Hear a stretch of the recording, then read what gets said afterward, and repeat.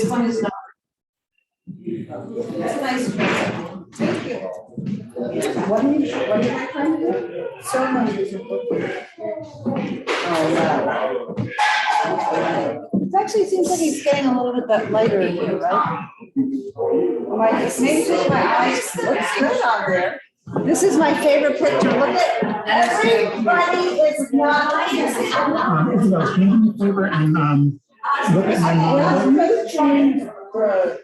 I think Oscar's bumped into it.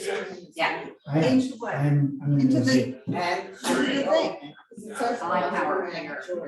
Oh, I see. Why is it blurry like So that? can you check the monitor and you can see? Because Oh, you know what? It has something to do with,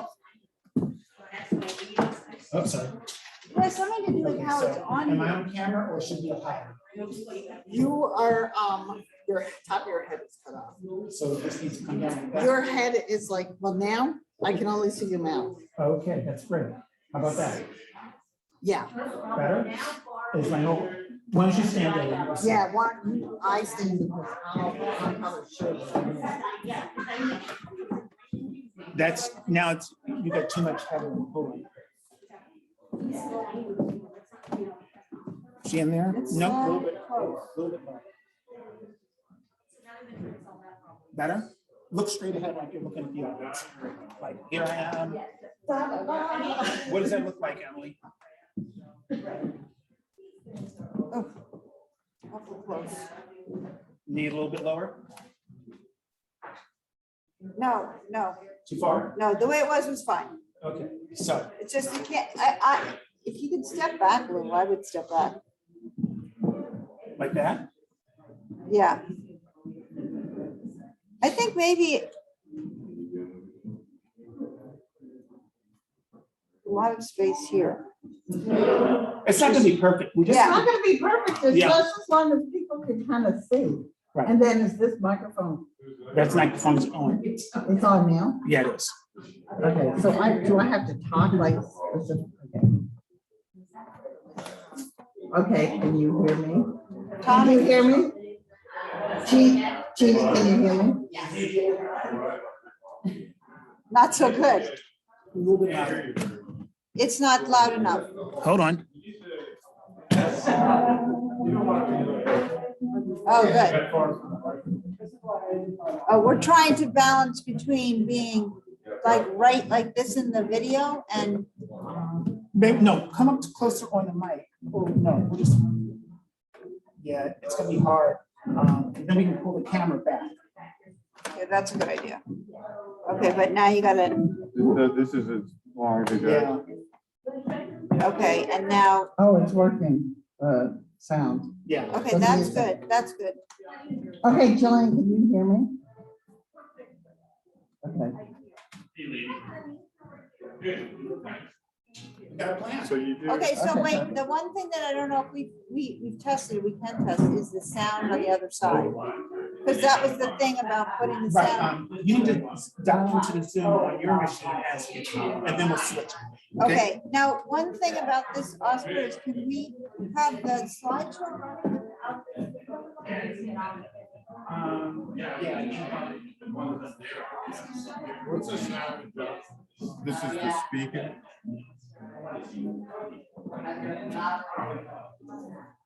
Why is this pointing this way? I think I- Say something in the mic.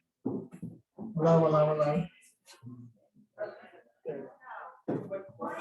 Say something. It's gonna just. Testing 1, 2, 3.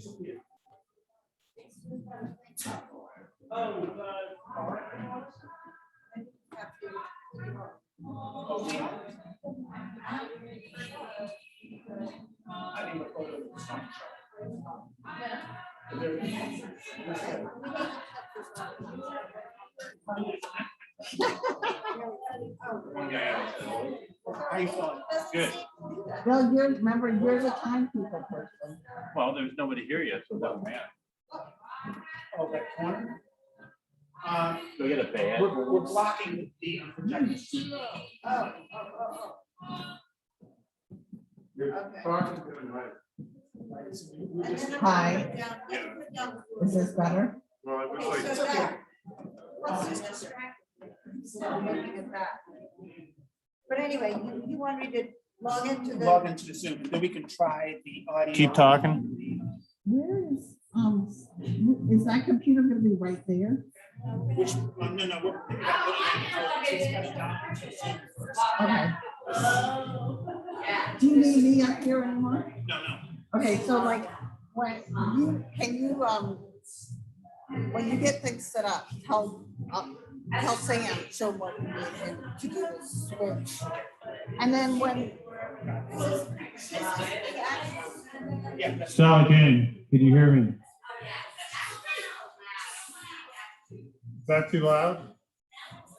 Well, I was talking right into the mic. okay, well, let me talk, because I'm, Now I want to test these Zoom. Hold on. okay, Maddie, can you hear me?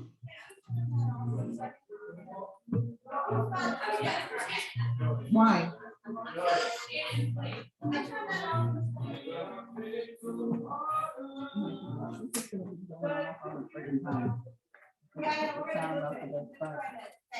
One of my friends, Okay, so now I'm gonna try to. I'm gonna give you the. There was you talk, and you're going to 10. And then we're gonna put your face.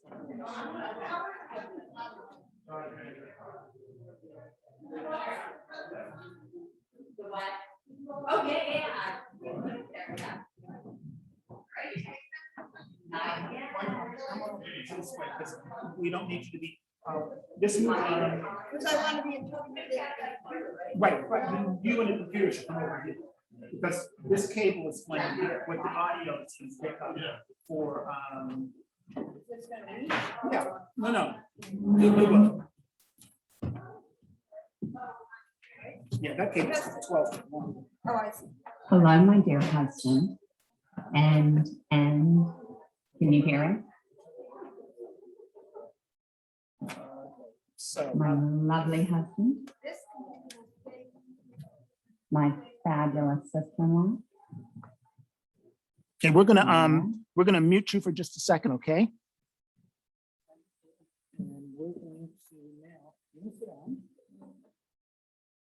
I'm gonna switch the presentation to you. And then we're going to share this. Because that's what your friend, what's this woman's name? Rayla's gonna be.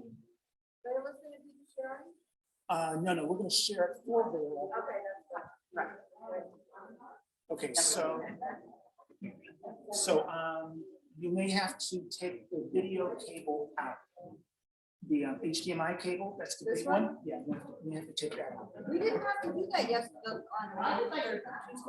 We didn't? No, because remember we had Isabel on So, the thing. I think we just had them on oh, speaker. no, okay, so go, close this, Can I just minimize? minimize it.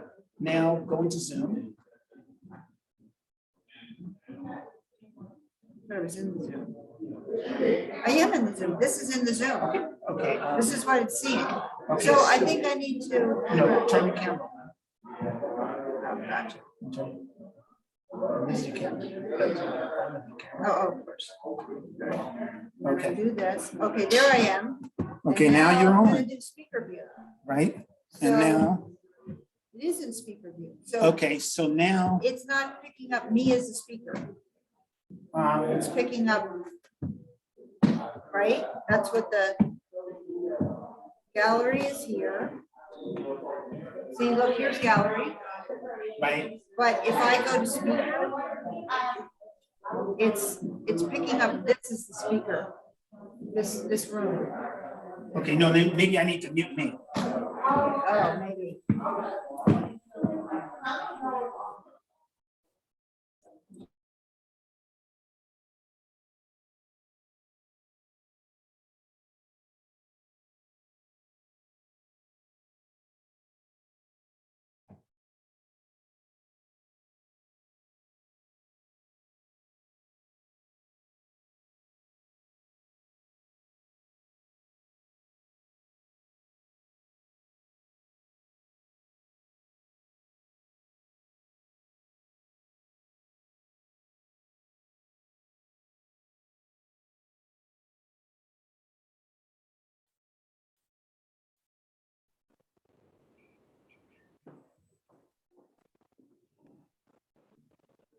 think there's still a few seats for.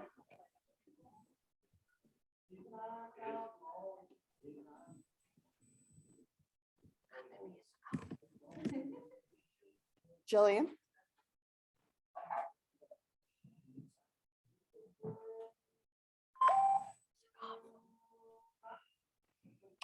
Thank you.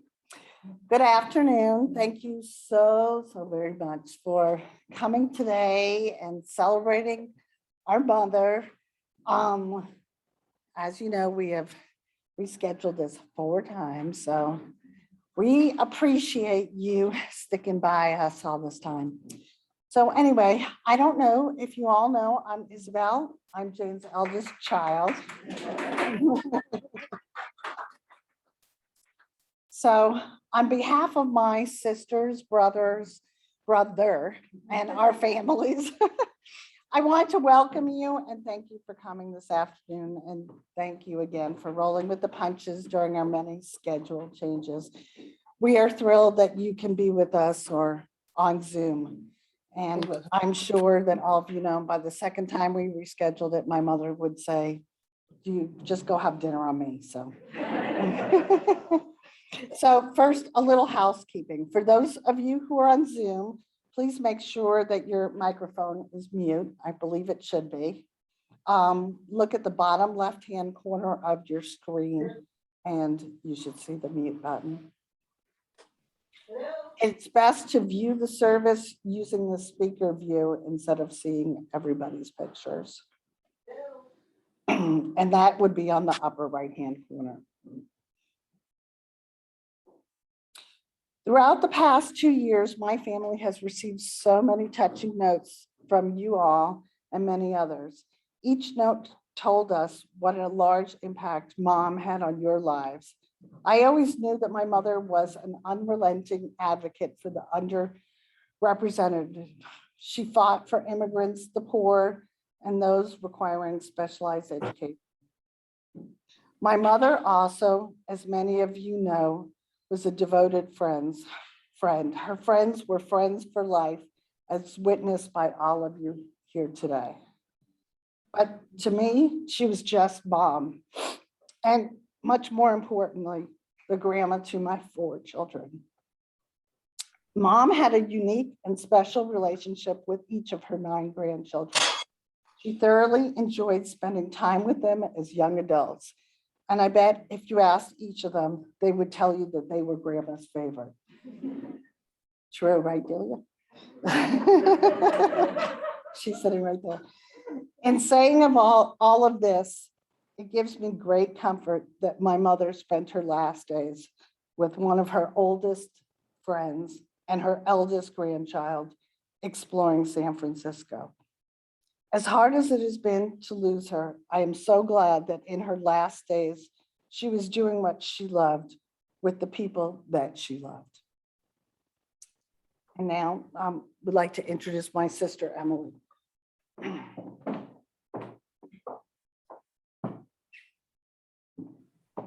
Oh boy, okay. Been 2 years. This isn't on my piece of paper, but you guys are gonna have to bear with me because I'm not sure I can get through this, but I'm gonna do my best. So for those of you who don't know me, I'm Emily, Jane's 3rd of 4 children. And I begin, like my sister, with thanking you for joining us today to celebrate my mom. You've donned masks, you've gotten on planes and trains, you've repeatedly reorganized your schedules and submitted proof of vaccination. Some of you are plugged in and Zooming from across the country and other time zones. My siblings and I are deeply grateful to all of you for your presence, your generosity of spirit and love. We also thank the many other friends and family members who sent us beautiful messages about Jane with heartfelt regrets at having to miss this gathering. It's a great relief to be finally having this memorial after the long COVID delays. Not having been able to honor and celebrate Jane in the way that she deserves has been weighing on us. It will be 2 years on Monday since my mom unexpectedly died at the end of a wonderful visit to San Francisco to see my nephew Jacob, her eldest grandchild. She was 86 years old, sharp as a tack and going strong. While the shock of her death has diminished with the passage of time, the profound loss remains. And coming together with all of you to exchange our remembrances of Jane and to celebrate her is enormously comforting. The crowd assembled here and on Zoom is a clear testament to Jane and the strength of her relationships. With us today are Jane's children, our spouses and partners, her 9 grandchildren and their spouses and partners, her friends and colleagues from nearly every stage of her life. Standing here brings to my mind many memories of my mom, standing before a room of family, friends, or members of her community to make a toast or deliver a speech. She was always perfectly poised, had exactly the right words, and struck the precise tone to capture the essence of the person being honored or the moment being marked. Indeed, I remember being in this very room and listening to Jane memorialize her dear friend, Joan Sexton, and speaking generously about my father, her ex-husband, at his memorial service. Jane set a standard that I can only aspire to. As you will see, I do not have the composure or the words, and we frankly don't have the time on today's program for me to fully express how important my mom was and will always be to me. Simply put, she was a truly remarkable person, and I'm deeply fortunate to have had her as a parent and a role model. Jane led a life that was meaningful and defined by her engagement and commitment to her family, her friends, her community, and her ideals. She was exemplary in all aspects of her life as a woman, an advocate, a friend, colleague, citizen, and of course, as a mother and a grandmother. Jane, without question, was a force. She was an interesting and engaging person who was highly accomplished. But despite the Ivy League education, she was no elitist. And one of the attributes that I admired most about my mother was her humility. It was not about her. Instead, her attention was outward facing. Her focus was on what she could do for others. And just yesterday, my boss, the Attorney General, Tish James, invoked a quote from Martin Luther King, which crossed my email and Karen's and Paula's, who are here today, and Jim on the Zoom. And she called our attention to this statement from Dr. King. Life's most persistent and urgent question is, what are you doing for others? This sentiment defined Jane's life. Jane had a lifelong commitment to advancing social justice and equity. And as you will hear later in the program from Jane's colleagues, she used her intellect, tenacity, and creativity to advocate for and support quality public education, humane immigration policies, and the delivery of critical social services for impoverished New Yorkers, among many other causes. Jane brought the same kind of attention and care to her friendships, which lasted for decades. Jane was an only child with a small family circle, given that her father, George, was an orphan and an immigrant from England, and her mother, Till, was the rebel in her family. Jane's cousins on her mother's side, the Bergsons, were an important extension of her immediate family, and Jane spent summers with them at the camp her uncle and aunt ran and continued to have warm relationships with them throughout her life, as you will hear from Rayla Temin, one of Jane's cousins. And also sharing their remembrances today are Jane's friends, dating back to the late 1950s at law school in New Haven, in the early 1960s, when she was a young mother raising her 4 kids in Park Slope. These friendships were a mainstay of Jane's life and the community that she created. Indeed, the children of Jane's friends developed their own fondness for her. And Bernie Graham, whose mother, Nancy, was one of my mom's dearest friends, will also be speaking.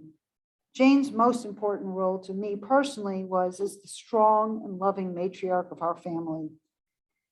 She created, nurtured, and endlessly supported each and every one of us. Despite the substantial responsibilities she's assumed in the other realms of her life, and she did not retire until she was 75, we were her highest priority. Her free time revolved around her family. She was the one to spearhead and organize family vacations, holiday meals, and celebrations of the latest family accomplishment or milestone. She was the one who never missed a birthday and made sure that the rest of us also did not by sending us email reminders. She was integrally involved in each of our lives, always engaged and interested in what we were doing and ready to provide advice when we were facing a decision about a next step, whether personally or professionally. No one took greater pride in us or more enthusiastically supported our endeavors. Jane was undoubtedly the center of our universe, and we happily orbited around her. Finally, for me, Jane was a beacon. She has led and inspired me at each and every stage of my life. She is why I was a dancer, a wife, a mother, and now an attorney working in the public interest. It has been incredibly hard not to have my mom's counsel and support these past 2 years. But I have the benefit of 57 years of having the very best model a person could have for leading an engaging, rich, and purposeful life. She will always be my inspiration and ideal, and I will do my very best to emulate her. So again, thanks to all of you for being here and being a part of this celebration. And we're going to next do, I hope, have Rayla Temin zoom in from Madison, Wisconsin, and let's see if we can master this.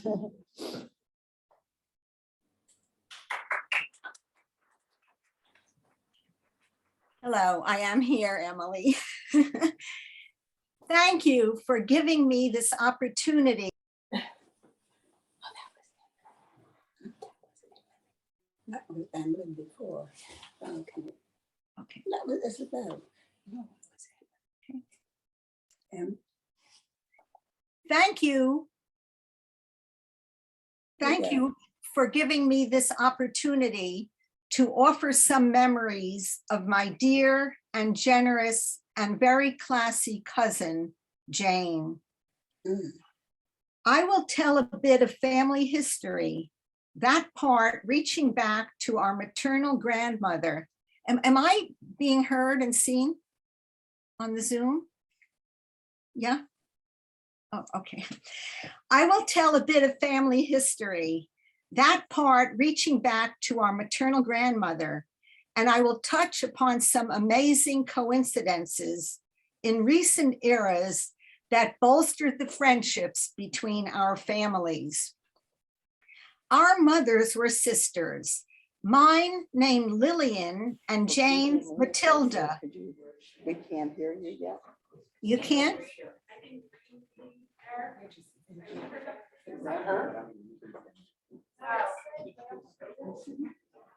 Can you just go to the speakers view? There she is.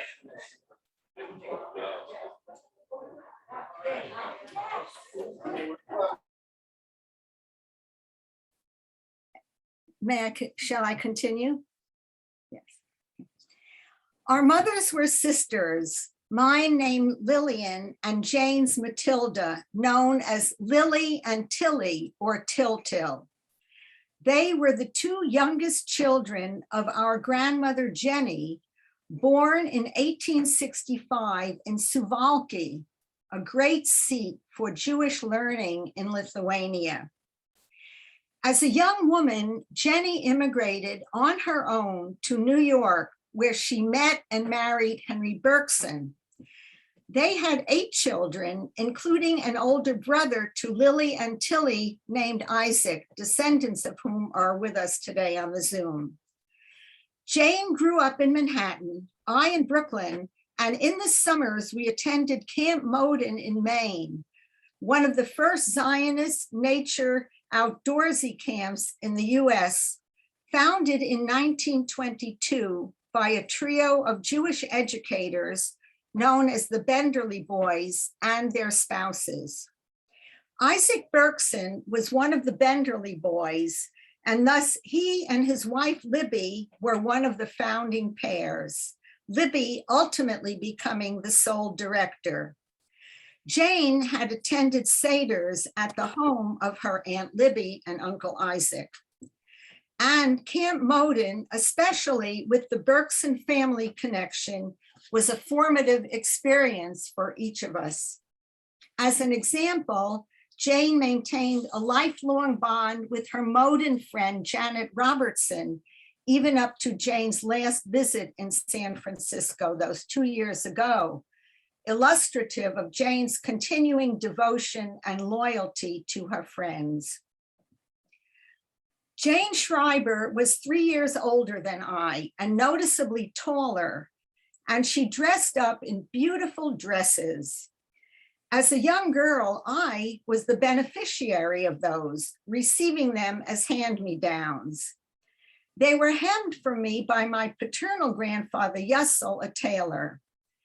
My father, Morris Greenberg, and Jane's father, George Schreiber, had in common that they were both born in England, although my father came to the US at age 3 and George Schreiber at some point later.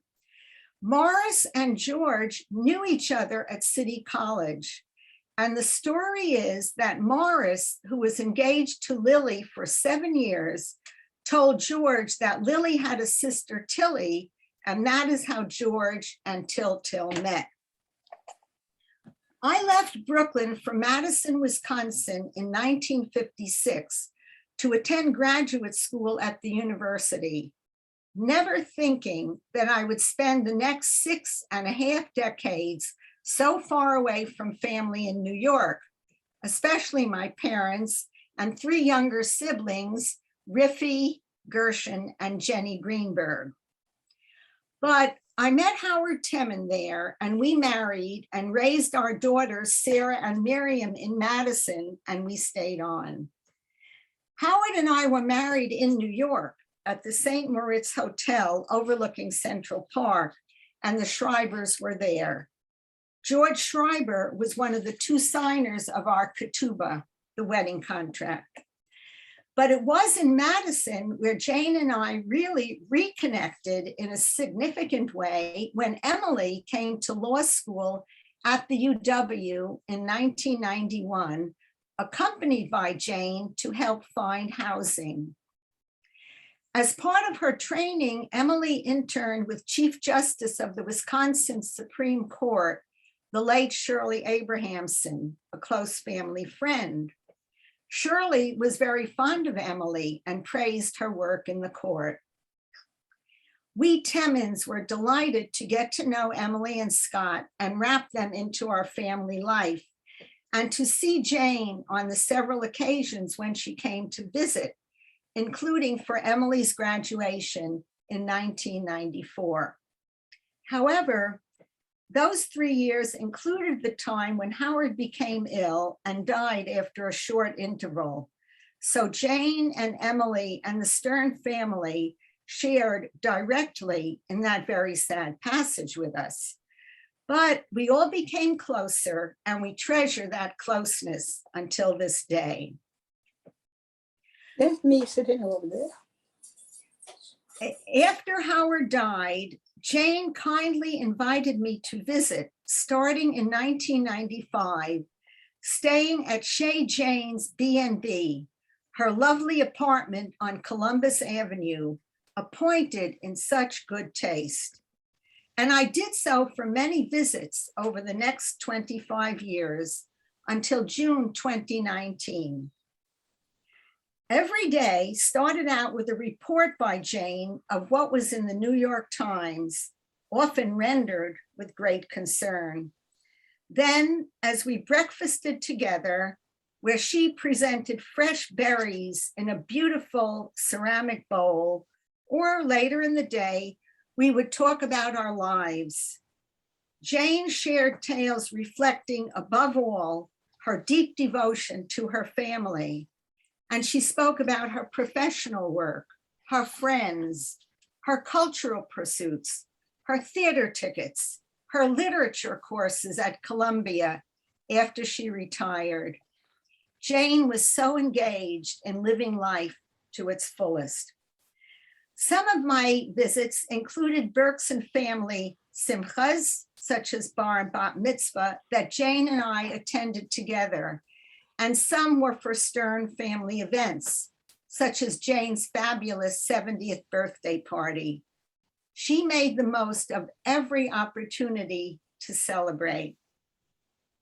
In turn, Jane visited me in Madison, most recently in 2019, when we went to the UW Arboretum and sat on a bench under the beautiful blossoming crabapple trees, and we talked and talked. A passerby, seemingly captivated by these octogenarians in deep conversation, wearing our big straw hats, asked to take our photo, which we permitted. Over the years, we shared so much kinship. Jane was empathic and supportive and understanding, dedicated to those close to her and to the larger society. She was a woman of determination and fortitude and resolve. She cared passionately and thoughtfully about so many pending issues. With her distinguished career and her deeds of tikkun olam, repairing the world, Jane did so much to help others. Jane's hospitality to me over those years was unbounded and most unexpectedly and fortuitously turned out to be most convenient as well. That is, in 2003, my daughter Miriam, having lived and worked abroad, returned to the US and moved to New York. And where did she settle but in an apartment just 4 blocks away from Jane? And Sarah has often visited Miriam there. I recently reread some of Jane's letters to me, in one of which she wrote, "I have enjoyed so much getting to know Sarah and Miriam as nieces. That is, even with her own very large and close immediate family, Jane enveloped us too, there in the Columbus Avenue upper 70s corridor." Miriam's son Micah was born in 2008, and he too is a fan of our beloved Jane, along with his own special ties to Maddie and Ben, Delia and Neil, Lucian, and the others. Thus, strengthened by Jane and her clan, our connections through cousinhood have spanned 5 generations, l'dor vador, from generation to generation. Jane leaves such a beautiful legacy. May her memory be for a blessing.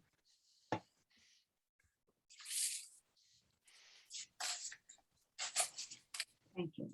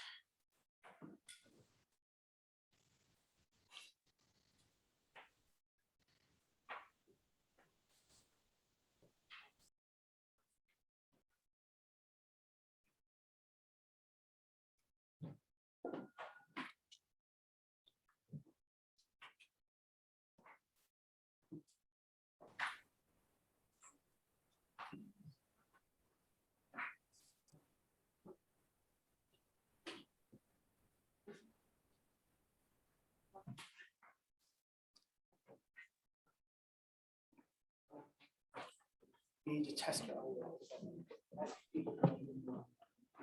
Testing, can people hear me? This is, on this one, is this my, No, I just want to get sure. oh, okay. I apologize for all our. Yeah,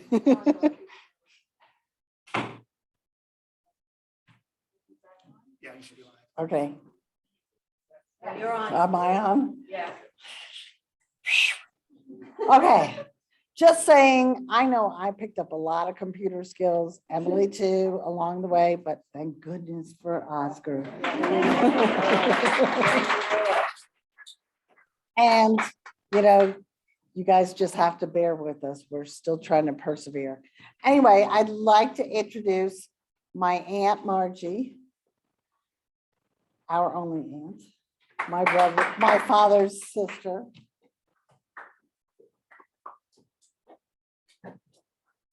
Thank you. One is going to see a pattern in these eulogies.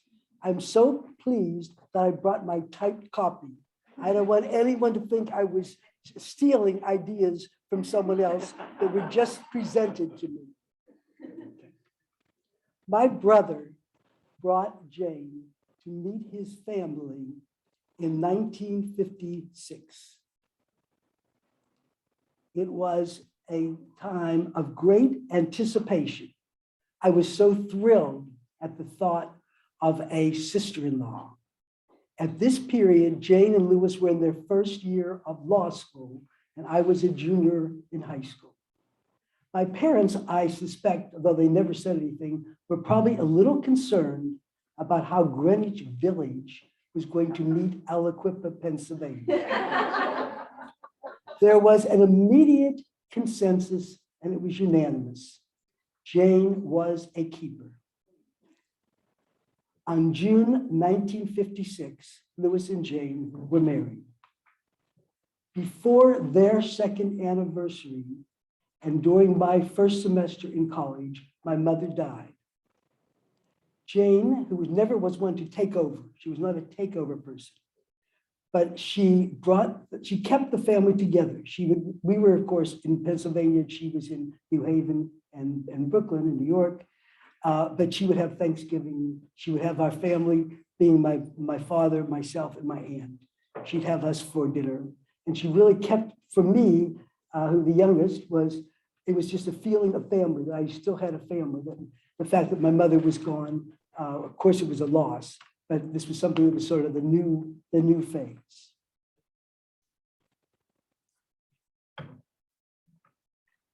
Check my notes here. After law school, as you will hear, as have heard, Jane had a wonderful career and devoted to the underprivileged and underrepresented, as Emily said. She carried her academic and her career successes lightly. She was very modest. I found out things about her that I didn't know until I read her obituary. The flip side of her modesty, she had no tolerance for ego, for self-congratulations, or anything that was showing. She knew it. She could feel it immediately. For me, Jane was a model of the high standards of ethical behavior. More than once, I asked myself, what would Jane think of this person? What would Jane do in this situation? In addition, Jane mentored my New York experience. She recommended plays to see. She listed art exhibits that I should attend. And of course, that famous, I liked Rada's Chez Jane. I also was a beneficiary of Chez Jane and her hospitality over many, many years. In summary, I have lost a friend and an influencer, and I have missed her.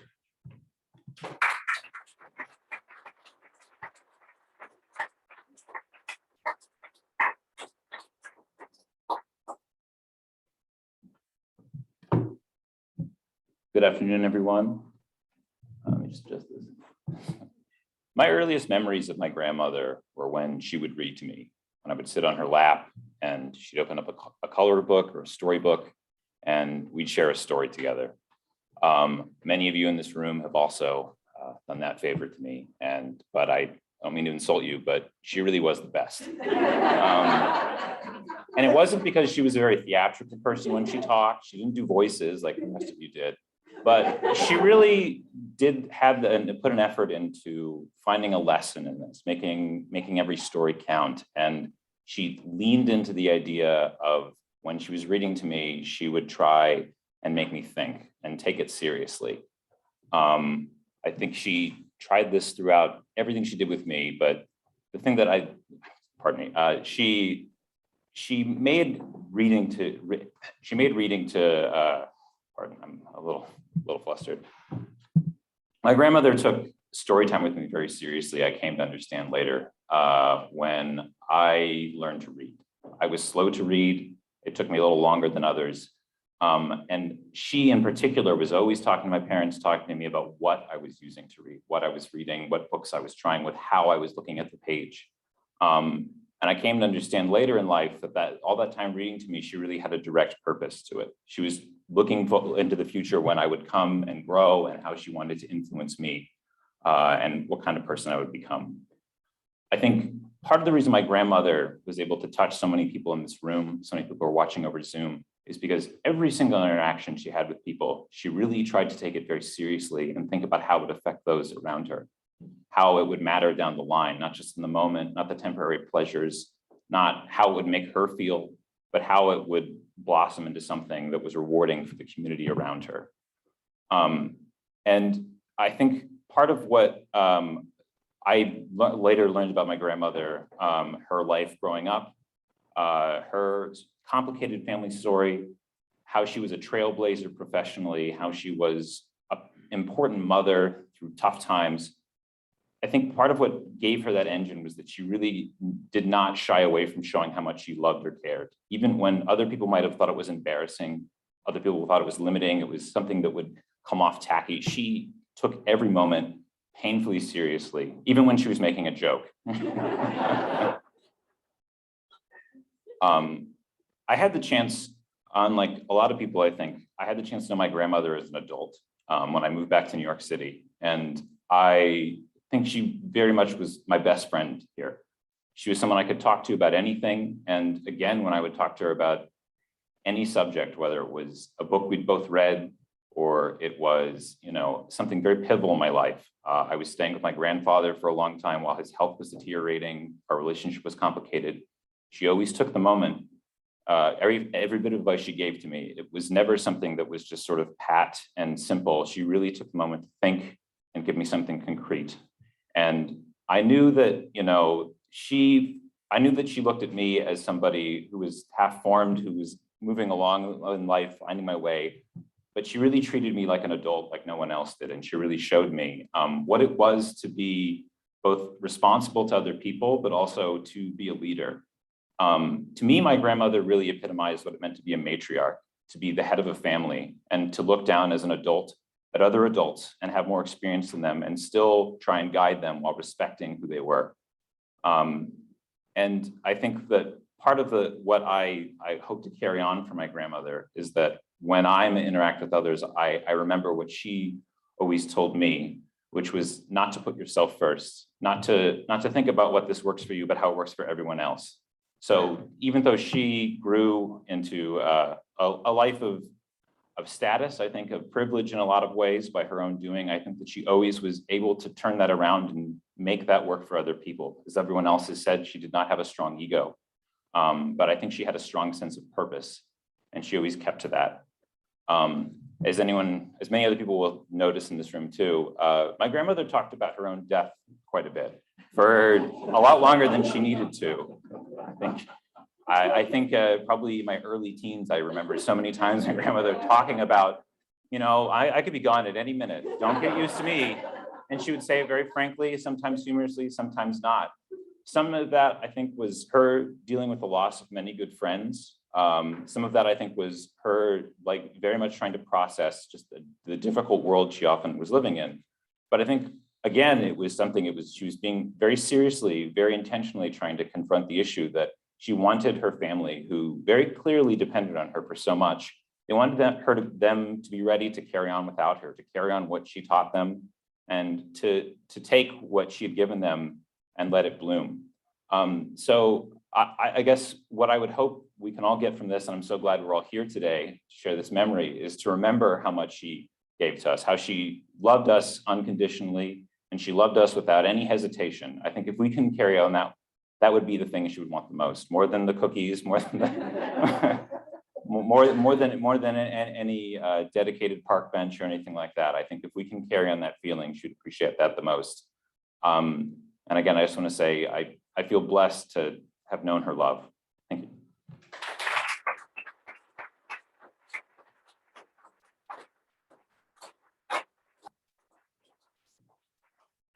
That was really beautiful. I thought I was gonna be in an easier place, but that was great, Ben. I'm Delia. I am the youngest of Jane's 9 grandchildren. And talking to you all today, I simply cannot, with any of the brevity that she requested we exercise in talking about her, reasonably sum up all that I adored about my Grandma Jane. Nor can I broach the tip of her influence on who I am today and who I want to be tomorrow. I've been trying to articulate that for the past 2 years, and I think I'll be trying to explain what she means to me for the rest of my life to anyone who will listen.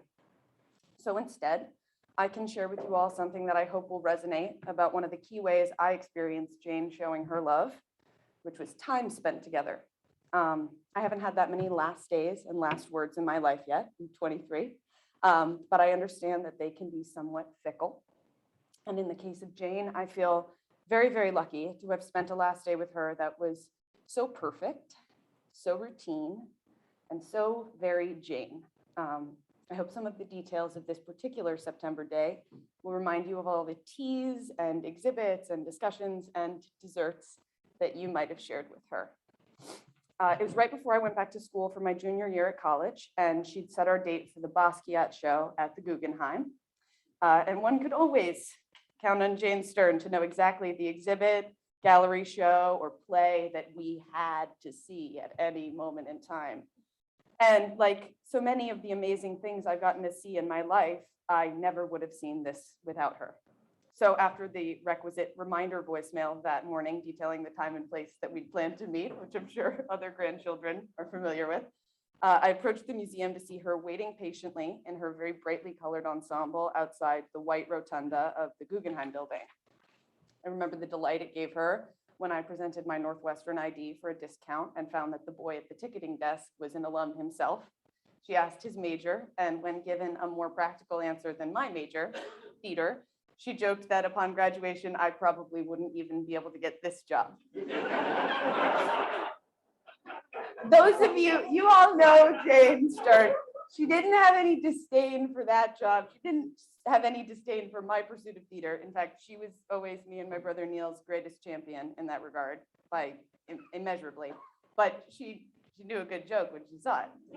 And then we did the museum like two very, very well-trained New Yorkers. And she was the one who trained me. So you start from the top, and then you work your way all the way down, beginning in the special exhibit, and then ending, of course, in the cafe. And her small remarks in my ear in the Basquiat show illuminated and complicated my experience of looking at the work. That was always one of my favorite things about seeing any show or play with her. You could feel the decades of knowledge about and love for the thing in her little comments here and there. And like everybody said, she wasn't showy, they were little. But you walked out with this entirely deeper experience simply by virtue of attending in her presence. At this point, 2 years ago, she was no longer strolling down Wright's ramp with the ease she had in years past, but we made our way, finally taking a breather in front of Robert Mapplethorpe's images from the Black Book, a notorious and highly controversial series in which Mapplethorpe depicts Black men's body, nearly all in nudes, the most famous of which in this series are just photos of phalluses, very, very close up. Yeah, that was where my grandmother wanted to take a break. It was not exactly comfortable work to look at, even on one's own, and definitely not with your grandmother. But when I looked to her to see any flinch or sign of discomfort on her face, I only saw the spark of genuine interest. an unflinching force in all things. She looked at this domineering wall of pornographic, racist work, and she didn't want to shy away or turn away or ignore it. She wanted to dig in and talk to me about the nuance of what it meant. Was it exploitative, adoring, obsessive? And so she and I sat there and we discussed it.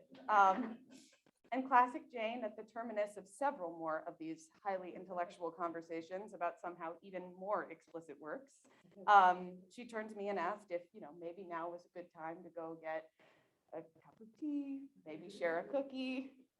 And so we landed, as was custom with her, in the cafe with 2 cups of tea, a shared sandwich, and an almond croissant. And then for an hour, we sat there sharing our snacks while she asked me hundreds of questions about my upcoming semester at school, which she was always very proud of. She always pivoted our talks back to me and to my work. She's so fascinating as a person and yet so uninterested in herself, as my mom said before, and ever the supportive patron of the arts. She was asking me all these detailed questions about my approach to the play I was directing that semester. And I remember very specifically from that day that the questions she asked were so specific and so thoughtful that I left that afternoon with all of these new ideas. It was like a completely generative experience talking to her. And when I gave her a kiss goodbye and put her in a cab headed back across town, I, of course, had no idea that that was the last time I'd spend an afternoon that way with her. But I feel unbelievably lucky to have spent as many afternoons as I did that way with her. Of course, I wish I had 20 more years of these shared cups of tea, of being told to stop spinning in her chairs, of seeing her dance at Passover to Outcast songs, of watching movies in her bed because it was the only place in her apartment that you could.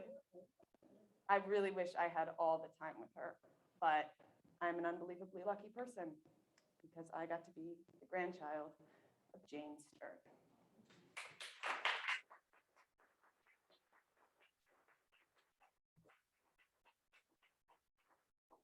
My brother is going to come up and we're going to sing a song, which he'll tell you more about. So this song, one of the things Grandma requested, other than that not all of her grandchildren speak, was that there be some music, and she specifically suggested something from her youth, sort of folky, her Greenwich Village upbringing. And so we picked a Woody Guthrie song called Roll On Columbia, which is about a WPA Works project, which feels very connected to her, the ethos that she grew up with. So. Green Douglas firs where the waters cut through. Down her wild mountains and canyons she flew. Canadian northwest to the ocean so blue. Roll on, Columbia, roll on. Other great rivers add power to you. Yakima snake and the Clicket tattoo. Sandy Willamette and the Hood River too. So roll on, Columbia, roll on. Roll on, Columbia, roll on. Roll on, Columbia, roll on. Your power is turning our darkness to dawn. So roll on, Columbia, roll on. At Bonneville now there are ships in the locks. The waters have risen and cleared all the rocks. Shiploads of plenty will steam past the docks. So roll on, Columbia, roll on. And up on the river is Grand Coulee Dam, the mightiest dam ever built by a man, to run the great factories and water the land. So roll on, Columbia, roll on. Roll on, Columbia, roll on. Roll on, Columbia, roll on. Your power is turning our darkness to dawn. So roll on, Columbia, roll on. These might men labored by day and by night, matching their strength against the river's wild flight. Through rapids and falls they won the hard fight. So roll on, Columbia, roll on. Roll on, Columbia, roll on. Roll on, Columbia, roll on. Your power is turning our darkness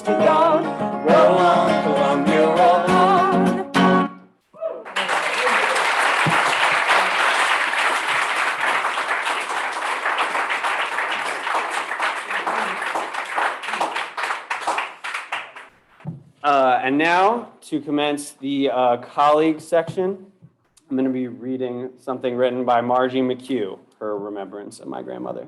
So this is Margie speaking, not me. Yes, great. First, let me express my deep sympathy to Jane's family, Isabel, Jillian, Emily, and Tom, their spouses, and her grandchildren, each of whom were so dear to her and whose unique aspirations, challenges, and accomplishments I know were always top of mind for Jane and closely bound to her heart. I am surprised that with the innumerable vivid memories I have of her, I don't remember my first meeting with Jane, which would have been in 1990 when she was a program officer at the New York Community Trust. However, I remember quite well the high levels of anxiety surrounding the meeting, both my own and that of some members of the board of directors of the New York Immigration Coalition, where I had recently been hired as the group's executive director. Jane was well known to many of them, given her role coordinating the Fund for New Citizens, a collaborative fund created by the Trust to both support implementation of a legalization program passed several years earlier by the Congress and more generally respond to immigrant community needs in the city. In retrospect, it's easy to understand the worry. Yes, Jane was a funder, almost by definition a cause for worry, but worse, she was also someone who had immense experience and success as a legal and policy advocate, and who knew what it took to build a high-functioning organization and be effective working, sometimes against and sometimes with large government systems. And she was smart, strategic, and understood the intersectionality of key social issues like education, immigration, and economic justice long before that was a word heard outside the walls of academia. Boy, now there's a challenge for a new executive director and a fledgling organization. Good thing I didn't know at the time what a deeply and chronically impatient person she was. Though, of course, over time, that became my favorite thing about her. Her mostly quiet, but always simmering impatience with the many things she saw going wrong in systems that mattered so much to the life and future of New York. She certainly spent her career doing more than her part to fix those wrongs, missed opportunities, and weak system or community capacities. In the immigration arena, she and her colleagues at the Fund for New Citizens and the Community Trust led the nation in expanding legal services for unrepresented immigrants, building the capacities of dozens of diverse immigrant community groups to serve and represent the interest of their communities, and nurturing the evolution of the New York Immigration Coalition as it became a voice for over 200 organizations in the state and lead actor in national immigration and immigrant integration policy spheres. In the midst of those many groundbreaking initiatives, I must mention two particular efforts Jane leaned into that made a huge impression on me and a huge difference for others. One was her work to ensure the needs of immigrant workers and families were not overlooked in the response to the September 11th terrorist attacks in New York.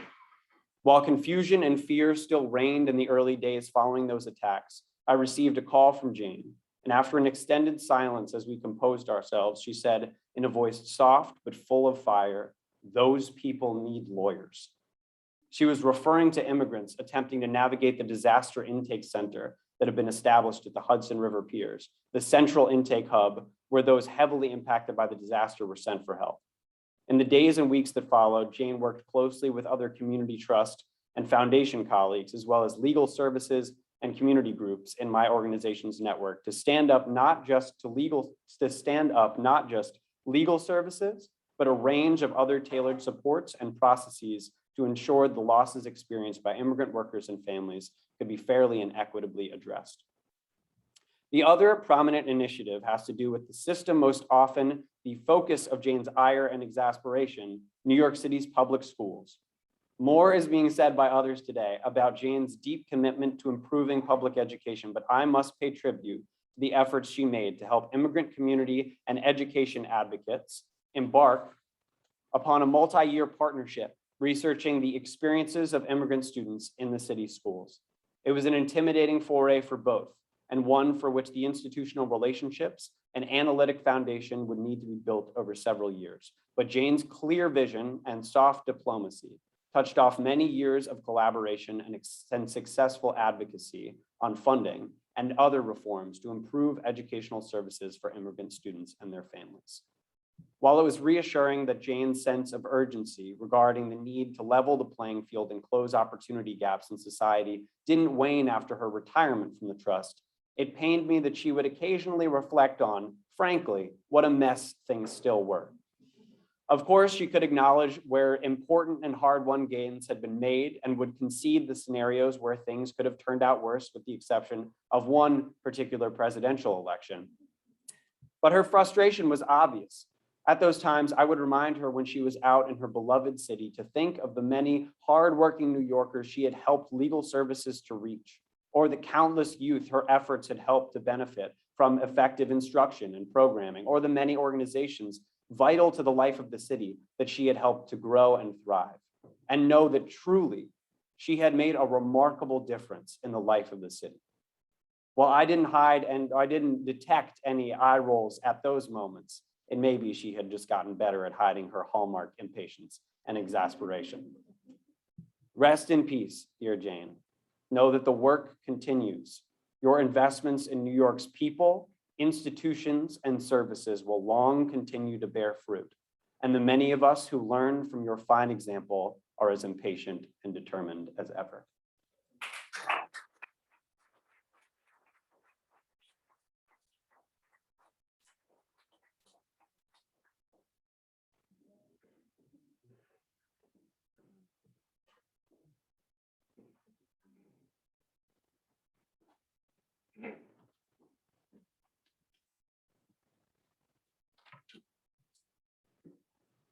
Go ahead. Hi, my name is Kim Sweet. Is this right? I'm the Executive Director of Advocates for Children of New York. And I want to thank the family for asking me to speak today. I'm really honored, as Jane was someone I really so much admired. Having been the Executive Director for the last 14 years, I have come to the conclusion that no one in the organization's illustrious 50-year history has done more for advocates for children than Jane Stern. I know that Jane would scoff at that statement and probably cut me off right now. She would point to all the brilliant and dedicated people that have poured their talent and their passion into advocates for children and played critical roles in getting the organization off the ground and getting it where it is today. And that's true. While there certainly were lots of wonderful people who led or contributed to AFC in lots of ways, and some of them are still here today, I do believe that if Advocates for Children ever had a guardian angel, someone who had our back year after year after year, that was Jane Stern. She was there at the organization's inception back in 1971. Isabel told me that she can remember her mother sitting in their living room with Bill Jasinki and others, developing the concept that became Advocates for Children. And it really is a concept that has stood the test of time. In the last 50 years, the organization has had our ups and downs big time, but we have steadfastly maintained the founder's original focus on fighting for disadvantaged students in the New York City public schools. And Jane and her colleagues initially envisioned, and we have documents that show this, that advocacy for individual students and their families were to be at the organization's core. But while we focused on individual students, what they saw is that we could use what we learn in those individual cases to push for policy change. And that is the concept that we still use today because it's been so very effective and so very visionary. From what I can tell, Jane's initial job at Advocates for Children was that she was the sole staff attorney. Does that sound right? Okay. One of our staff members who has a penchant for history recently dug up this old issue of our newsletter from 1977. It was called The Advocate, which is what we still call our newsletter today. And I got to say, it was 40 mimeographed pages of newsletter that, according to the back sheet, you could buy for $1. The newsletter included this crazy story about a case that Jane apparently handled, where a girl was expelled not suspended, but expelled from Long Island City High School without any sort of due process whatsoever for allegedly talking back to the school secretary. The principal in this case, a guy named Hurwitz, I don't know if that rings a bell for anybody here. Yes? Okay. Yeah, he was a real doozy. He was really defiant, and he went to the media to plead his case. And what I really loved about the story, which is a huge, long, fascinating story, but what I really loved about it was that the principal tried to disparage Jane in the press by calling her, and I quote, a meddlesome poverty lawyer. I really liked that, a meddlesome poverty lawyer, and I hope that Jane did too. As if that's not a badge of honor. I have to tell you, our current director of litigation wants us to put that on our t-shirts. So the meddlesome poverty lawyer went on to become Advocates for Children's executive director, helping the organization get its solid footing and build our reputation. And even after she left AFC and went to the New York Community Trust, Jane kept looking out for the organization and giving lots and lots of advice, whether solicited or not, to subsequent executive directors, including me. I have to admit that when I first met Jane, I was pretty much afraid of her. I laughed to hear Margie's explanation because that was my experience as well. I could tell how much Jane cared about Advocates for Children, and I did not want to be the person who let her down. Over the years, the fear turned to appreciation and to admiration as well. With Jane, I always knew that Advocates for Children had someone in our corner, someone who always wanted us to succeed and to thrive. When we decided that it was time to start a leadership circle for donors, I had lunch with Jane or breakfast with Jane at Sarah Beth's kitchen, and she became a founding member without hesitation. And she insisted on setting up her 3-year pledge to make sure that AFC would be able to collect even if she died before it became fully due, which, you know, I was like, I don't want to talk about this, that's ridiculous. But sadly, that did become the case.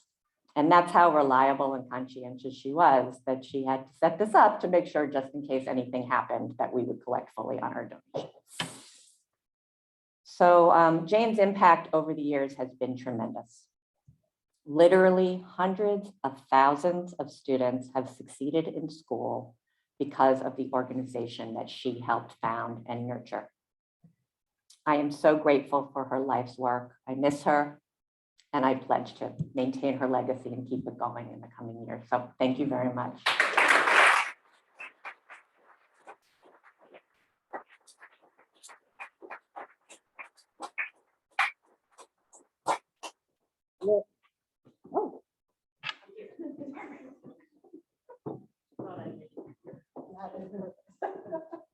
I did not leave. Well, interestingly enough, my comments are going to get much shorter, as so many people have done such a great job talking about Jane. I am Lori Slutsky, president of the New York Community Trust, and I had the pleasure of working with Jane Stern for 22 years. Jane was hired in 1987, as you can tell from others, after her career at Advocates. She was hired as a program officer to manage the foundation's work in education grant making. As you now know, we hired Jane from one of our star grantees, Advocates for Children, where Jane led the groundbreaking work that Kim just described. So I will not describe it again. I would love to take credit for hiring Jane, because I love to take credit for hiring all the great staff at the New York Community Trust. But I did not hire Jane. She was hired by one of my colleagues. I was kicked over to the management side of the trust at the time Jane came, and so was less involved in grant making. Jane took the education grant making portfolio I had actually managed for years before, I watched Jane improve it. As you have heard by countless speakers today, Jane was deliberate, strategic, and a tireless advocate for the students of New York City's public schools. No one likes to be replaced by someone better in a job than they were, but that is exactly what happened when Jane took my job. Jane was respectfully called the Dean of Education Grantmaking. One of her greatest accomplishments was supporting the campaign for fiscal equity. Does not trip off your tongue. It was a lawsuit against the state of New York, which claims that the formula used by the state to fund K through 12 education discriminated against New York City, which had very high numbers of poor and disabled children who needed greater resources to overcome their challenges. The lawsuit lasted more than 15 years. If we had measured success in that case in 1, 3, or 5-year time periods, the campaign for fiscal equity was a big loser, a failure on any metric we could look at. But Jane believed in the merits of the case, and she knew if it were successful, it would probably be the most significant thing she could do for New York City public school children. So she persevered. Not surprisingly, Jane was right. The campaign was ultimately successful, and most people give Jane a large measure of the credit for that work. This year alone, New York City will receive an additional $1.2 billion, yes, $1 billion with a B, because of Jane's work.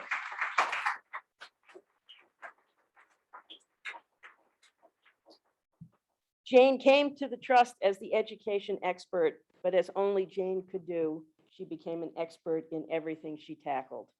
She focused on the needs of new immigrants, as you've heard in previous speakers. She built the Trust Civil Legal Services portfolio and funded nascent community-based organizations serving immigrants. I think because of Jane's leadership, the New York Community Trust today is the largest funder of private civil legal services in the city of New York, and that was all Jane's work. She built the Fund for New Citizens, and we used Jane, selling her expertise, to attract tens of millions of dollars from other foundations to support this important but underfunded area of work. You've heard she created the New York Immigration Coalition and so many more things. I could go on and on and on about Jane's accomplishments, but so many others have come before me, so I won't. Suffice it to say, Jane was one of a kind, brilliant, a great colleague, remarkably effective, and never wanting credit for anything she did.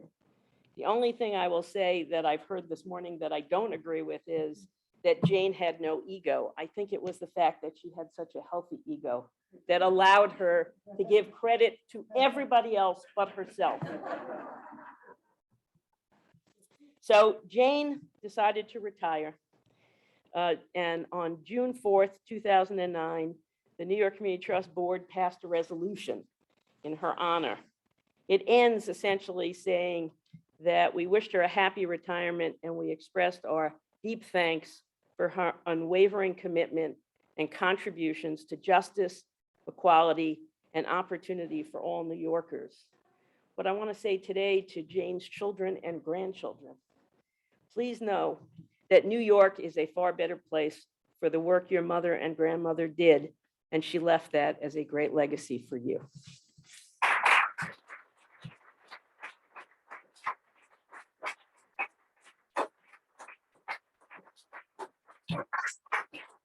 Thank you, Lori, and thank you, New York Community Trust. I'm Lucy Sexton, but I'm here first to pass on some words of another person at New York Community Trust, Carrie McCarthy, who I met because I had to go to Kerry to ask for money for my arts organization. And she is, like Jane, known to be very tough and no nonsense and impatient and say what you want. And the first thing I said was, well, my friend Jane Stern used to work at the New York Community Trust. And she said, Jane was my mentor. I said, okay. So these are words from Carrie McCarthy, Vice President for Philanthropic Initiatives. Jane Stern was a force of nature. She had strong opinions, a fierce commitment to justice, and pushed for social change that made New York a kinder and more fair city. I knew her by reputation for years and had the good fortune of working with her at the tail end of her storied career at the New York Community Trust. Jane was admired and respected by her colleagues. Many marveled at how she could get away with saying the things everyone else was thinking but feared verbalizing. She taught me what smart grant making looks like, how to make a case for funding the causes we believed in, and wisely kept us humble. Jane's training as a lawyer and advocate meant that she was a fighter, and nobody fought harder for this city's children and immigrants than her. Her professional legacy will carry on for generations. Thank you, Jane, for all you gave us.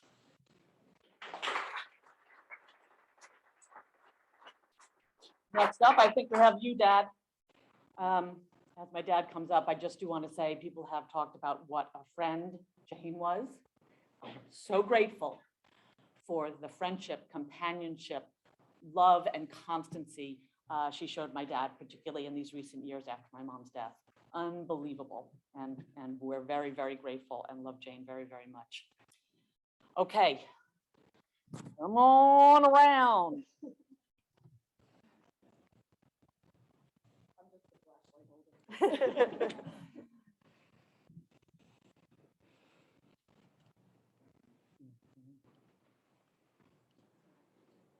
I'm 92, and I have some problems with my eyes. So I'll read from my script, the first paragraph and the last paragraph. And in between, I'll have one of my daughters reading the in between. Well, that was Lucy first. Yeah, she's right there. right? Yep, yep, Look- she's right there. Lucy Sexton. She was good, wasn't she? Where am I? On my finger. On Jane. Oh. When Jane was in the hospital in San Francisco, her family called me and said that the doctor had told them that if they held the telephone next close to Jane's ears, she would read them. She could hear Hmm? me. She could hear me. She could hear me and she could read them. So with my son Michael at my side in Brooklyn, we connected with the phone in her ear in California.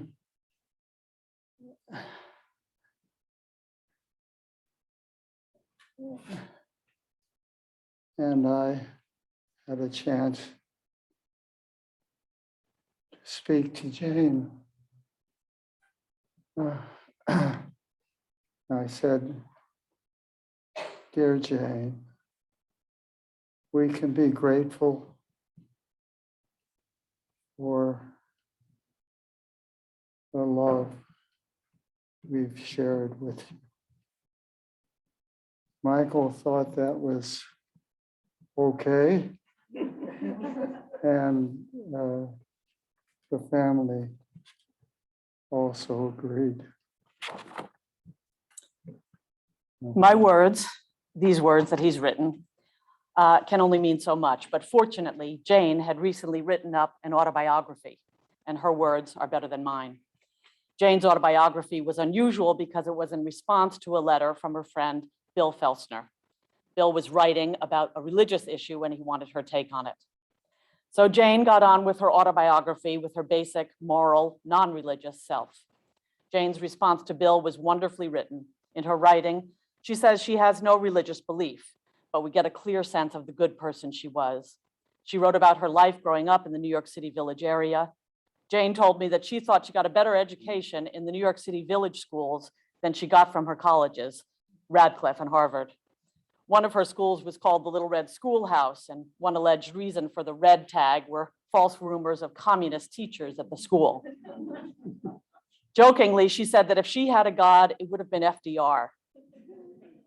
Any religion would have wanted to have a pastor like Jane, straight, honest, and with a deep sense of what makes a good life. I met Jane at Yale Law School in the late 50s. We were a class of 60 with only 10 women. Later, we continued our friendship when we moved with our respective families to Park Slope, Brooklyn, and both bought houses on 3rd Street, together with Ellen and Sam Sporn, the Pryors, the Grahams, the Jessenkeys, and so many other great neighbors. When we graduated in 1958, Yale urged us to go out and apply our legal education to civil service. Most of us went to law firms with steady salaries, but Jane was a star and 100% a civil servant with every organization she served. There are so many here who respected Jane over so many years for her professional skills, her personal character, her devotion to justice, and her great love for people. Also worthy of comment is Jane's home life. She raised 4 terrific children, and for the rest of her life, she continued to pay diligent attention to each of her children and grandchildren, traveling to their respective locations around the country. She talked about you all with so much pride. Jane's contribution to our nation include the unique organizations that you've been hearing about. Founding Advocates for Children, a service I don't think exists elsewhere. Jane was a founding member and led it for 15 years. Jane knew this city better than anyone and served it in so many ways, from working on the PTA in the 60s to being chosen to sit on several New York City government committees. She worked at the Trust for more than 2 decades, working to support the New York Immigration Coalition. And of course, the Trust dealt with New York City's ongoing problems like racism in its many forms and more. Informally, as we just heard the story, Jane worked with legislators for many years who were writing laws involving large sums of money for public education. I'm too old to remember lots of things, but I do remember that there were laws passed that changed funding to equalize the educations given to children in the suburbs and in New York City. This was one of the many ways Jane influenced the people and the world around her for the better. You can read more in Jane's own words in an Biography. An autobiography.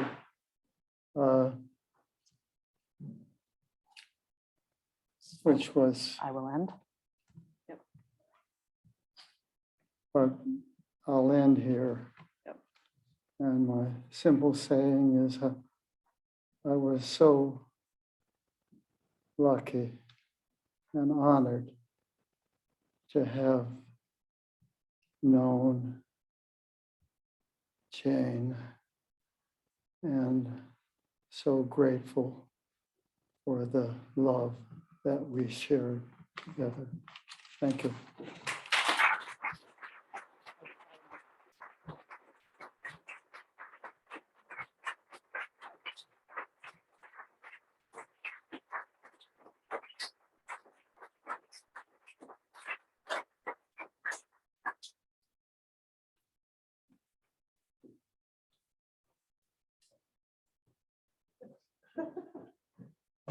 Obstacle course here. Hi, I'm going to keep this very brief. As I originally designed it, it was brief. It's going to get briefer because I think people are getting tired and hungry and thirsty. Jane was my good friend, my wonderful friend for decades and decades. I first met her in Park Slope. I had just arrived, my family, which consisted of 3.5 of us. And we moved into 3rd Street. So I was walking down the block with my 2-year-old daughter, and coming towards me was this tall, striking, lithe woman surrounded by a bevy of girls and a little bump in front of her. That was Tommy. The girls were dancing and skipping, and one of them with red hair, her feet never touched the ground. So I smiled, she greeted me in a fairly adult way. And the bevy of girls, there were really only 3, but it looked like 20, surrounded my daughter and said, "Hi, what's your name? How old are you? Are you Catholic or Jewish?"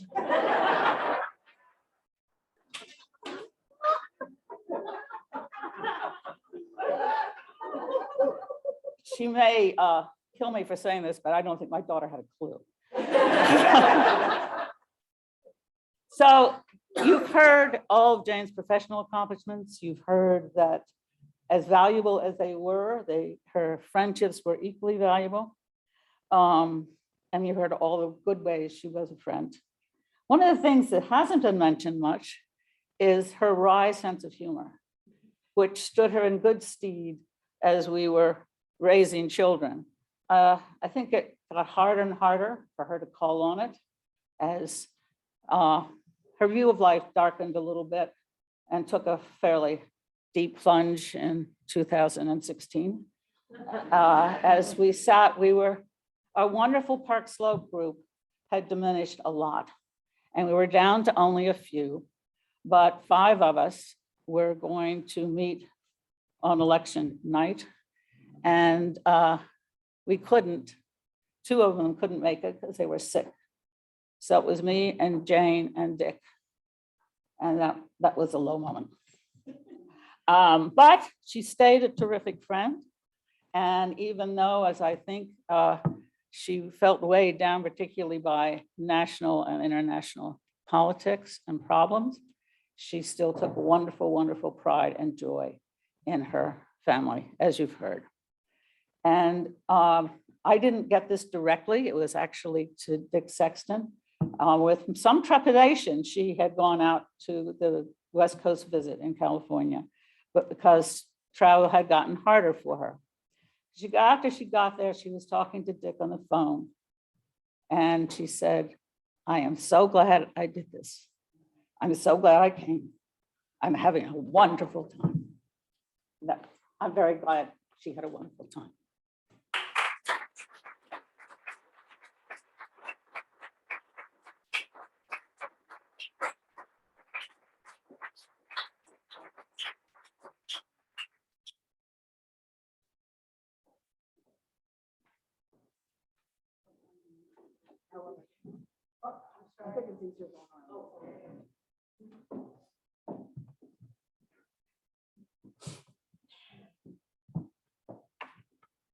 I didn't write a speech because I knew everybody would say everything that I wrote. I'm here with my husband, Sam, with our daughter, Nina, and I'm looking around, and I just want to say, we met Jane because her mother, Till, set us up. We met Till at an art gallery in the village, and she liked to talk and chat up, and we spoke to each other, and I don't know why we told her we were moving to Park Slope. And she said, "Oh, my daughter lives there.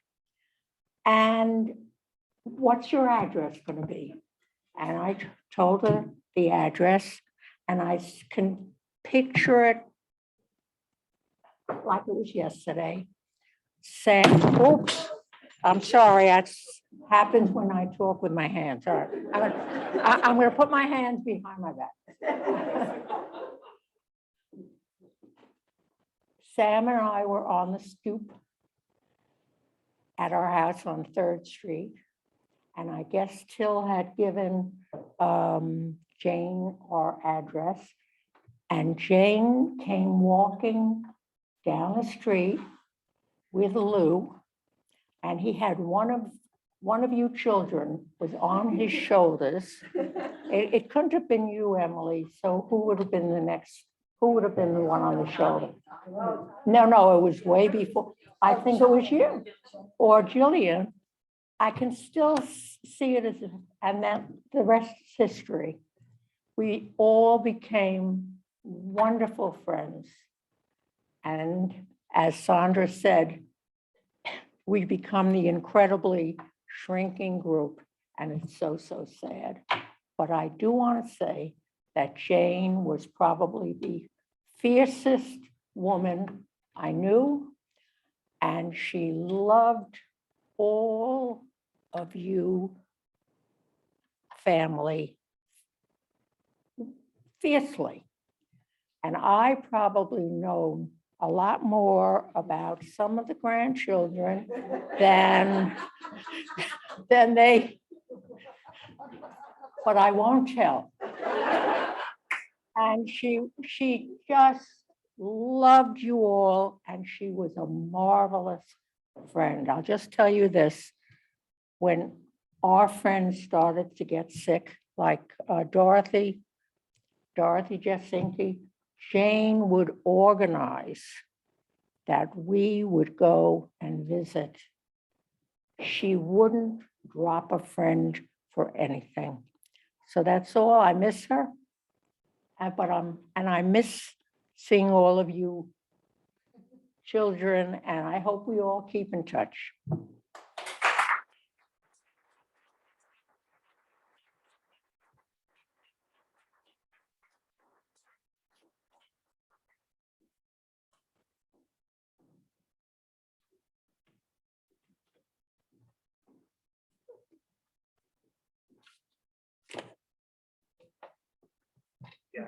Move this up a little bit.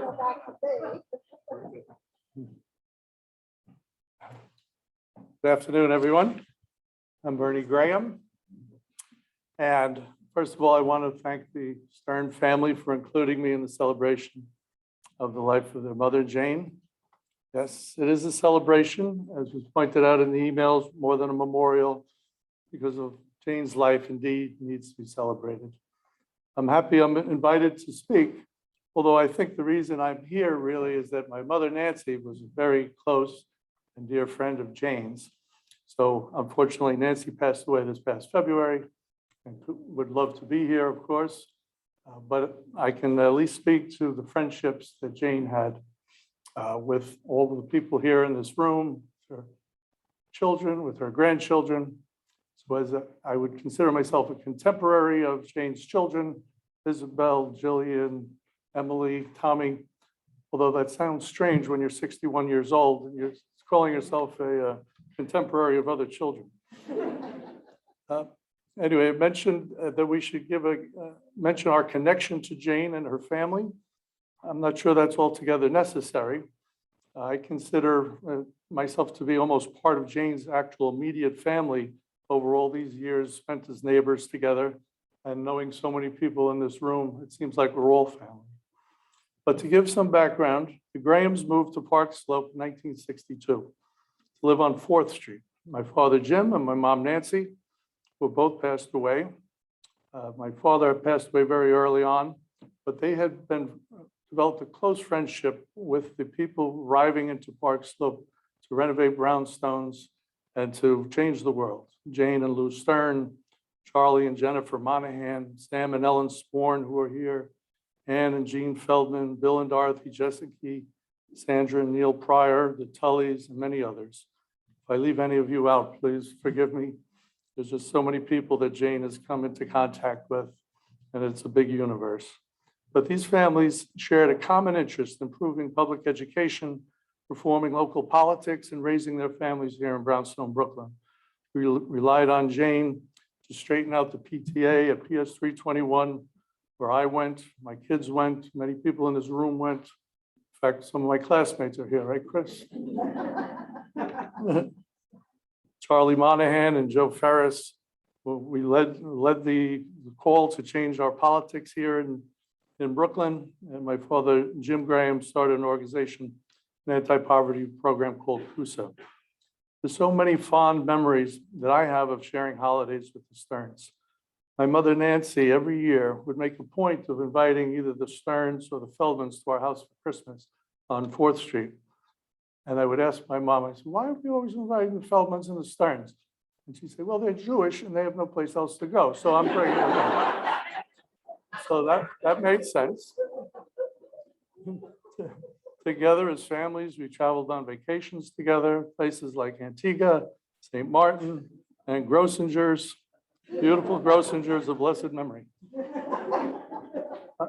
I will never forget the image of seeing Lou Stern skiing down the slopes of Grossinger's in his long London fog trench coat, looking as out of place as a person could be on a ski slope. I have fond memories of all the weddings of the Stern family, Isabel's wedding, Jillian, Emily, Tommy's. They were all in beautiful venues, and Jane couldn't have been happier celebrating the marriages of her children.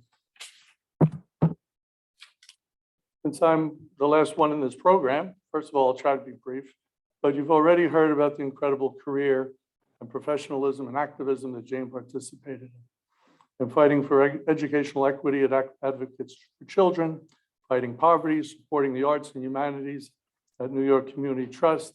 So I don't have to go into that part of Jane's life. Although I would like to point out that based on Jane's commitment to public service, it certainly inspired me to get more into public service and reach towards a career of being a judge in the New York State courts with Jane's help and many of the other people here in this room. What I would like to talk about is some of the things, in addition to her impressive career, that made Jane a very special person. As a mother and a civic advocate, she fought hard for her kids and the rest of us growing up in Park Slope to get quality educations, to help others who needed help. Jane and her family, along with many people here today, felt so strong about education that one of our great memories was keeping PS 321 open during the Ocean Hill-Brownsville teachers' strike in the 1960s, which was an absolutely amazing accomplishment. They kept the building open 24 hours a day because it otherwise would have been locked by the custodians. And it set an example that for all of us growing up in Park Slope, of what we could aspire to. Qualities of fairness, kindness, and honesty were qualities that Jane Stern showed every day. Those qualities guided her own children as well as the rest of us. When I ventured into politics, I knew that I could count on Jane and Lou and their circle of friends. I had to solicit campaign contributions several times. And only jokingly did Dick Sexton give me a hard time about all the fundraisers. The reason I mention this is that after becoming a judge, I went to New York City's family court for a few years. You don't have to be a sociologist or a psychologist to see the benefits from coming from a stable family that supports education, provides for their children, and inspires their children to have a healthy and happy life. Unfortunately, many families in Brooklyn do not have those avenues of support, and it is a tragedy, and it should be changed. I consider myself fortunate to have been raised in Park Slope and to have had people like Jane Stern as a role model, professionally and personally. It makes all the difference in the world to have people to guide you and support you and help you along. Jane Stern is someone I will always credit for helping me know right from wrong and how to be a good person. I often joke about Lake Wobegon, the fictitious town where all of the children are above average. Well, that seems to have fit our Park Slope growing up, and especially everybody here in this room.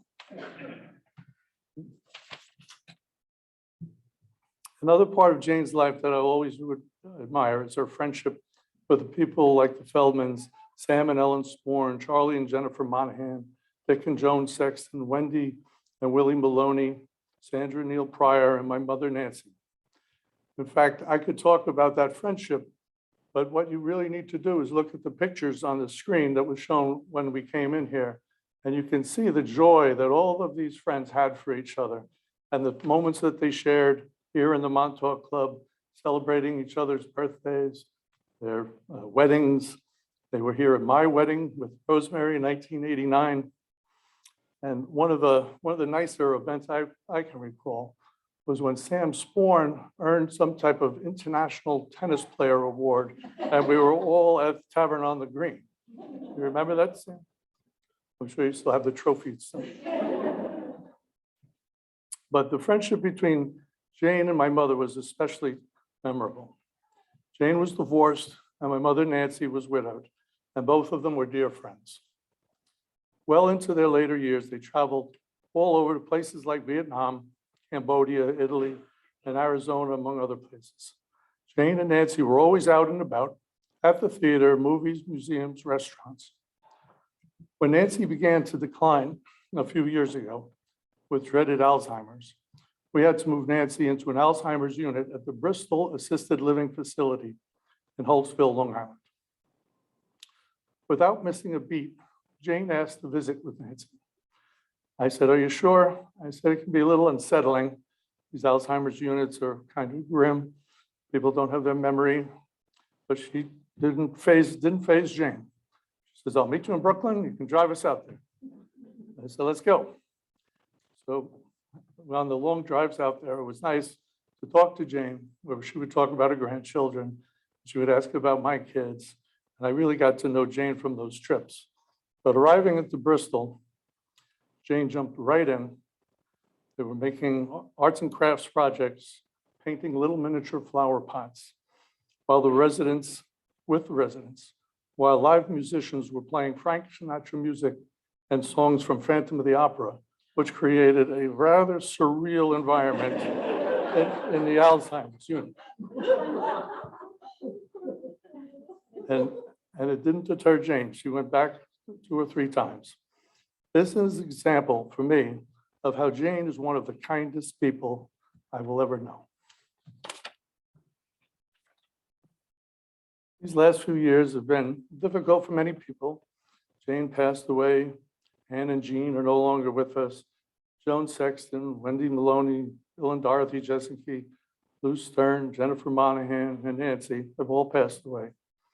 Those we lost have not left us in sadness,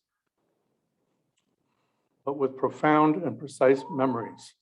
They all accomplished so much and led full lives. Jane's life should be celebrated as well as the others, because they left the rest of us with a foundation of how we can all be good, kind, and better people.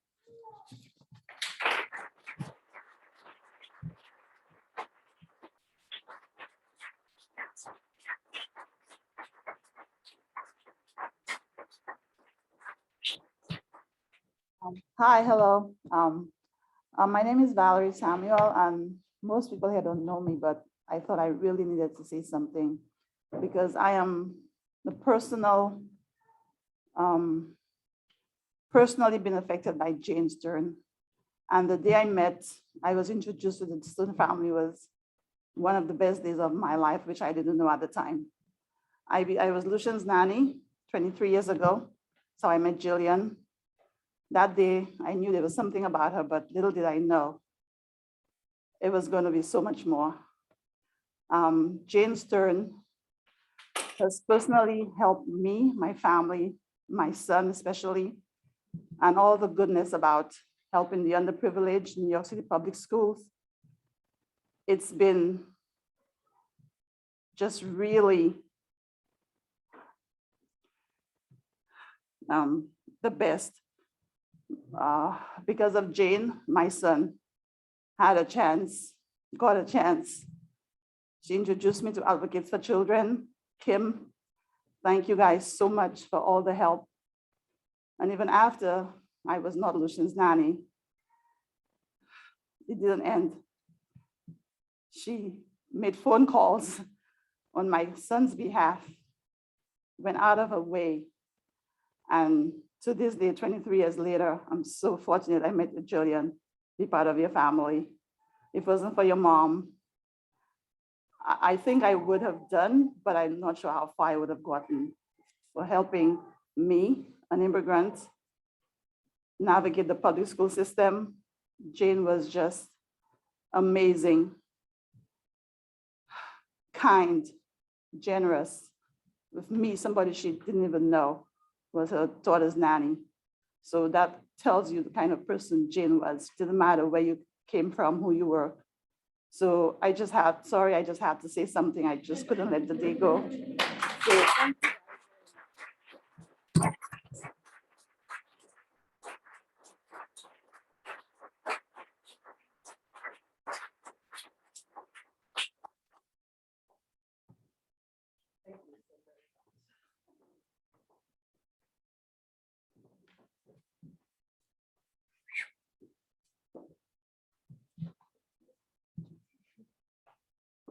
Sorry about that.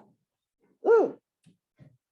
Thank you so very much. I think that there was a definite theme. Can you hear me? Okay.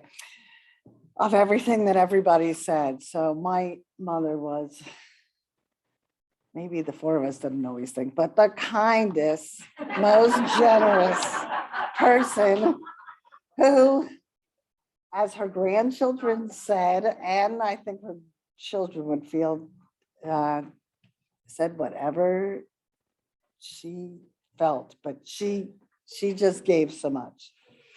Anyway, thank you for coming today. Jillian, Emily, Tom, and I are so glad that at last we're able to celebrate our mother with who's loved and admire all of you. We appreciate all your words. We appreciate all your notes, all your letters, all these past 2 years.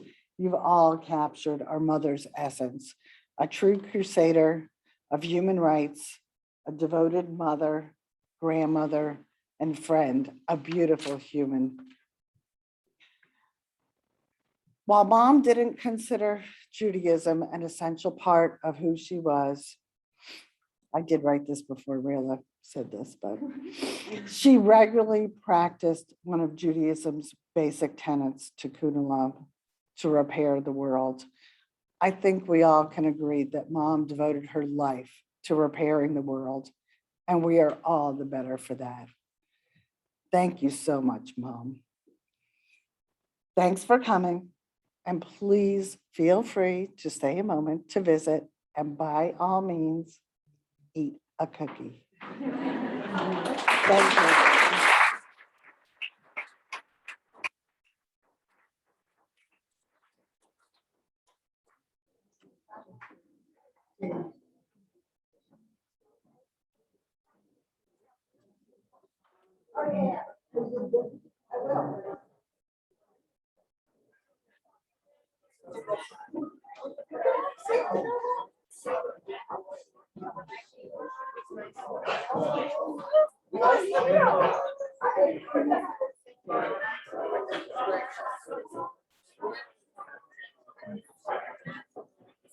That concludes the presentation.